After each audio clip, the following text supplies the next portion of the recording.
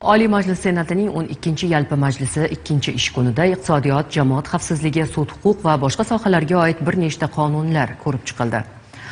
Bolalarni zo'ravonlikdan himoya qilish tizimi takomillashtirilishi munosabati bilan O'zbekiston Respublikasining ayrim qonun hujjatlariga o'zgartirish va qo'shimchalar kiritish to'g'risidagi qonun bolalarni internet zo'ravonligidan himoya qilishga qaratilgan.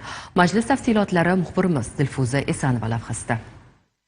Ushbu qonun bilan O'zbekiston Respublikasi Jinoyat kodeksiga va ma'muriy javobgarlik to'g'risidagi kodeksga bolalarga nisbatan internet jahon axborot tarmog'idan uyatsiz buzuq harakatlar sodir etganlik uchun javobgarlik belgilanmoqda.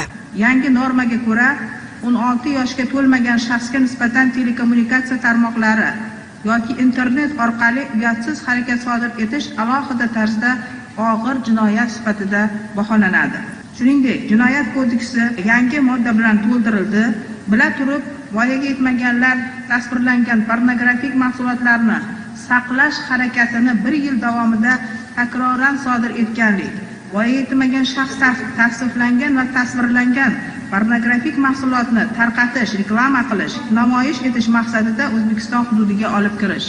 Bu kabi mahsulotlarni tayyorlash, tarqatish, reklama qilish, namoyish etish yoxud voyaga yetmagan shaxsni pornografik xususiyatga ega harakatlarning ijrochisi sifatida jalb etish harakatlarini sodir etganligi uchun jinoiy javobgarlik belgilanmoqda. Jinoyat protsessual kodeksiga voyaga yetmagan guvohni yoki jabrlanuvchini so'roq qilishning bir kun mobaynidagi umumiy davomiyligini hamda ularni so'roq qilish jarayonida qonuniy vakillarning ishtirok etishi tartibini belgilovchi o'zgartish va qo'shimchalar kiritilmoqda. Senatorlarning fikricha, ushbu qonun jinoyatlarning oldini olishga, bolalarning huquqlari, erkinliklari va qonuniy manfaatlarini himoya qilishga qaratilgan. Qonun yuqori palata a'zolari tomonidan ma'qullandi.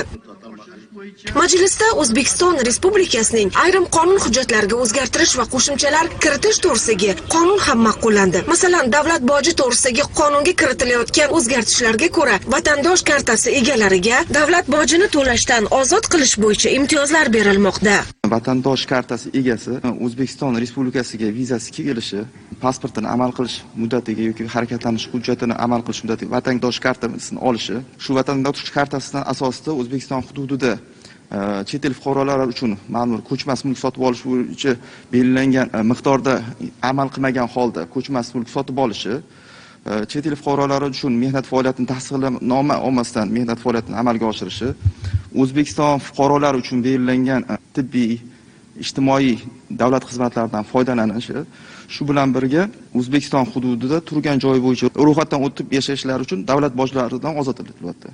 Fermer xo'jaligi to'g'risidagi qonunga fermer xo'jaligi rahbari tadbirkorlik faoliyati bilan shug'ullanishga yo'l qo'yilmaydigan ishga qabul qilinganda yer uchastkasini ijaraga olish huquqini o'z oila a'zolaridan biriga berishi mumkinligi belgilanmoqda. Ushbu qonun ham senatorlar tomonidan ma'qullandi. Dilfuza Esanova, Komron Rahmonov, Aziz Yangezakov, Zamon informatsion tahliliy dasturi uchun.